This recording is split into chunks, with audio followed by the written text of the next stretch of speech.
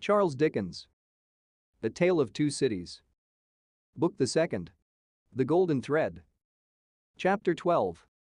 The Fellow of Delicacy. Mr. Stryver, having made up his mind to that magnanimous bestowal of good fortune on the doctor's daughter, resolved to make her happiness known to her before he left town for the long vacation. After some mental debating of the point, he came to the conclusion that it would be as well to get all the preliminaries done with, and they could then arrange at their leisure whether he should give her his hand a week or two before Michaelmas term, or in the little Christmas vacation between it and Hilary. As to the strength of his case, he had not a doubt about it, but clearly saw his way to the verdict.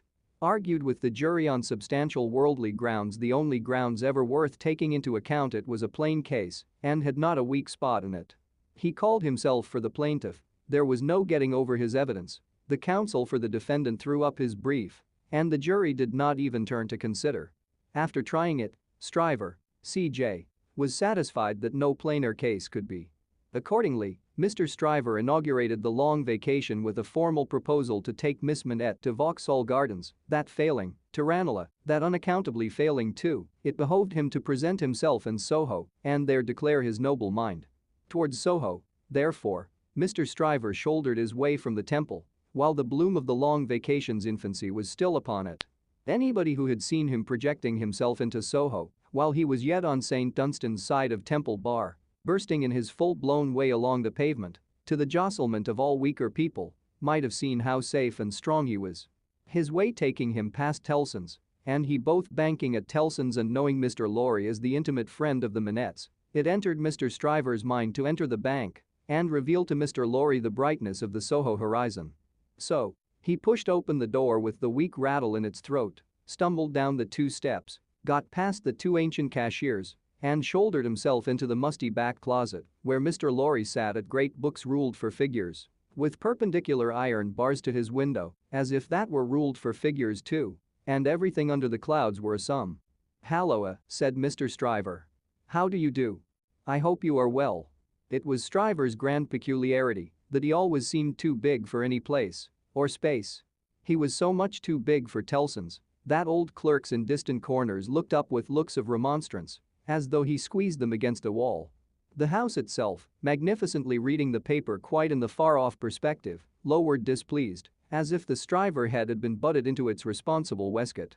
The discreet Mr. Lorry said, in a sample tone of the voice he would recommend under the circumstances, "How do you do, Mr. Stryver? How do you do, sir?" and shook hands. There was a peculiarity in his manner of shaking hands, always to be seen in any clerk at Tellson's who shook hands with a customer when the house pervaded the air. He shook in a self-abnegating way, as one who shook for Tellson and Company. "Can I do anything for you, Mr. Stryver?" asked Mr. Lorry, in his business character. "Why, no, thank you. This is a private visit to yourself, Mr. Lorry. I have come for a private word." "Oh, indeed," said Mr. Lorry, bending down his ear, while his eye strayed to the house afar off. "I am going," said Mr. Stryver, leaning his arms confidentially on the desk, whereupon, although it was a large double one, there appeared to be not half desk enough for him, "I am going to make an offer of myself in marriage to your agreeable little friend, Miss Manette, Mr. Lorry." "Oh dear me," cried Mr. Lorry, rubbing his chin and looking at his visitor dubiously.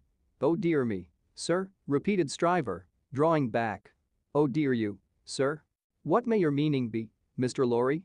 "My meaning," answered the man of business, "is, of course, friendly and appreciative, and that it does you the greatest credit, and, in short, my meaning is everything you could desire.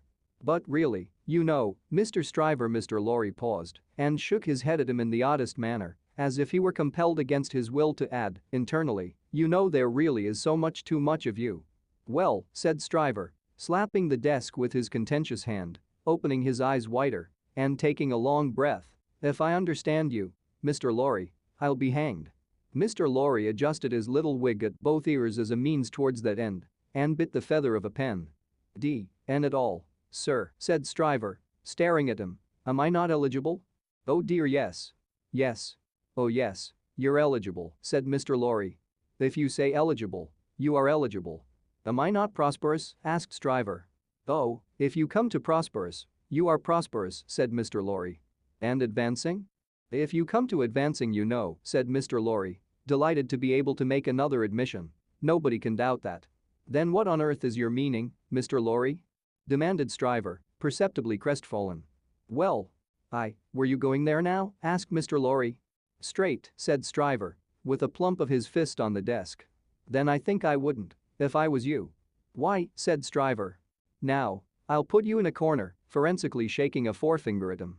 You are a man of business and bound to have a reason. State your reason. Why wouldn't you go? Because, said Mr. Lorry, I wouldn't go on such an object without having some cause to believe that I should succeed. D.N.me, cried Stryver. But this beats everything. Mr. Lorry glanced at the distant house and glanced at the angry Stryver. Here's a man of business, a man of years, a man of experience, in a bank, said Stryver. And having summed up 3 leading reasons for complete success, he says there's no reason at all. Says it with his head on. Mr. Stryver remarked upon the peculiarity as if it would have been infinitely less remarkable if he had said it with his head off. When I speak of success, I speak of success with the young lady, and when I speak of causes and reasons to make success probable, I speak of causes and reasons that will tell us such with the young lady. The young lady, my good sir, said Mr. Lorry, mildly tapping the Stryver arm, the young lady. The young lady goes before all. Then you mean to tell me, Mr. Lorry, said Stryver, squaring his elbows, that it is your deliberate opinion that the young lady at present in question is a mincing fool? Not exactly so. I mean to tell you, Mr. Stryver, said Mr. Lorry, reddening, that I will hear no disrespectful word of that young lady from any lips, and that if I knew any man, which I hope I do not, whose taste was so coarse and whose temper was so overbearing, that he could not restrain himself from speaking disrespectfully of that young lady at this desk, not even Tellson's should prevent my giving him a piece of my mind. The necessity of being angry in a suppressed tone had put Mr. Stryver's blood vessels into a dangerous state. When it was his turn to be angry, Mr. Lorry's veins, methodical as their courses could usually be, were in no better state now it was his turn. That is what I mean to tell you, sir, said Mr. Lorry. Pray let there be no mistake about it. Mr. Stryver sucked the end of a ruler for a little while and then stood hitting a tune out of his teeth with it, which probably gave him the toothache. He broke the awkward silence by saying, "This is something new to me, Mr. Lorry. You deliberately advise me not to go up to Soho and offer myself, Stryver of the King's Bench Bar? Do you ask me for my advice, Mr. Stryver? Yes, I do. Very good. Then I give it, and you have repeated it correctly. And all I can say of it is," laughed Stryver with a vexed laugh, "that this, beats everything past, present, and to come. Now understand me," pursued Mr. Lorry. "As a man of business, I am not justified in saying anything about this matter, for, as a man of business, I know nothing of it. But, as an old fellow who has carried Miss Manette in his arms, who is the trusted friend of Miss Manette and of her father too, and who has a great affection for them both, I have spoken. The confidence is not of my seeking, recollect. Now, you think I may not be right?" "Not I," said Stryver, whistling. "I can't undertake to find third parties in common sense, I can only find it for myself. I suppose sense in certain quarters, you suppose mincing bread and butter nonsense. It's new to me, but you are right, I dare say. What I suppose, Mr. Stryver, I claim to characterize for myself, and understand me, sir," said Mr. Lorry, quickly flushing again. "I will not even at Tellson's, have it characterized for me by any gentleman breathing. There. I beg your pardon," said Stryver. "Granted. Thank you. Well, Mr. Stryver, I was about to say, it might be painful to you to find yourself mistaken. It might be painful to Dr. Manette to have the task of being explicit with you. It might be very painful to Miss Manette to have the task of being explicit with you. You know the terms upon which I have the honor and happiness to stand with the family. If you please, committing you in no way, representing you in no way, I will undertake to correct my advice by the exercise of a little new observation and judgment expressly brought to bear upon it. If you should then be dissatisfied with it, you can but test its soundness for yourself. If, on the other hand, you should be satisfied with it, and it should be what it now is, it may spare all sides what is best spared. What do you say? How long would you keep me in town?" "Oh. It is only a question of a few hours. I could go to Soho in the evening and come to your chambers afterwards." "Then I say yes," said Stryver. "I won't go up there now. I am not so hot upon it as that comes to. I say yes, and I shall expect you to look in tonight. Good morning." Then Mr. Stryver turned and burst out of the bank, causing such a concussion of air on his passage through that to stand up against it bowing behind the two counters required the utmost remaining strength of the two ancient clerks. Those venerable and feeble persons were always seen by the public in the act of bowing and were popularly believed, when they had bowed a customer out, still to keep on bowing in the empty office until they bowed another customer in. The barrister was keen enough to divine that the banker would not have gone so far in his expression of opinion on any less solid ground than moral certainty. Unprepared as he was for the large pill he had to swallow, he got it down. "And now," said Mr. Stryver, shaking his forensic forefinger at the temple in general, when it was down, "my way out of this is to put you all in the wrong." It was a bit of the art of an Old Bailey tactician, in which he found great relief. "You shall not put me in the wrong, young lady," said Mr. Stryver. "I'll do that for you." Accordingly, when Mr. Lorry called that night as late as 10 o'clock, Mr. Stryver, among a quantity of books and papers littered out for the purpose, seemed to have nothing less on his mind than the subject of the morning. He even showed surprise when he saw Mr. Lorry and was altogether in an absent and preoccupied state. "Well," said that good-natured emissary, after a full half-hour of bootless attempts to bring him round to the question. "I have been to Soho." "To Soho?" repeated Mr. Stryver, coldly. "Oh, to be sure. What am I thinking of? And I have no doubt," said Mr. Lorry, "that I was right in the conversation we had. My opinion is confirmed, and I reiterate my advice. I assure you," returned Mr. Stryver, in the friendliest way, "that I am sorry for it on your account and sorry for it on the poor father's account. I know this must always be a sore subject with the family, let us say no more about it." "I don't understand you," said Mr. Lorry.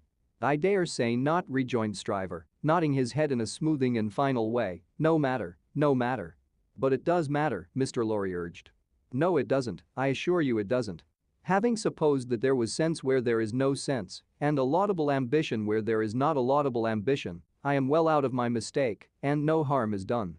Young women have committed similar follies often before and have repented them in poverty and obscurity often before.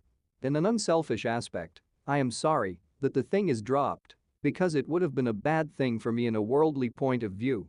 In a selfish aspect, I am glad that the thing has dropped because it would have been a bad thing for me in a worldly point of view. It is hardly necessary to say I could have gained nothing by it.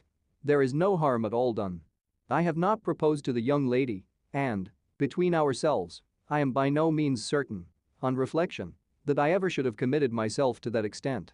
Mr. Lorry, you cannot control the mincing vanities and giddinesses of empty-headed girls. You must not expect to do it, or you will always be disappointed. Now, pray say no more about it. I tell you, I regret it on account of others, but I am satisfied on my own account.